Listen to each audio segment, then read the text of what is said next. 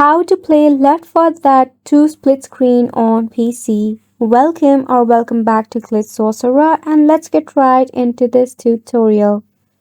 So starting off, you need to have yourself SFK Team's custom menu. You can easily find it on the Steam Workshop page. Make sure that you and your friend are playing on the same version of Left 4 Dead 2.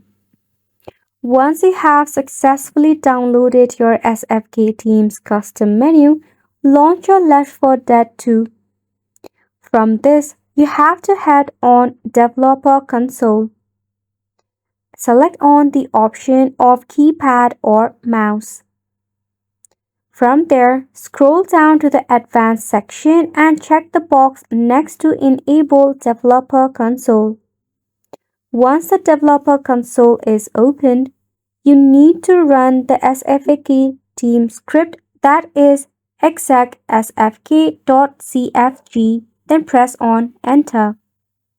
By that, you'll be able to activate the split screen functionality on your Left 4 Dead 2.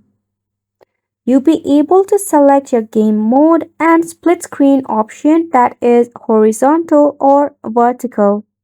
And that is all for the video as well. Thank you so much for tuning in.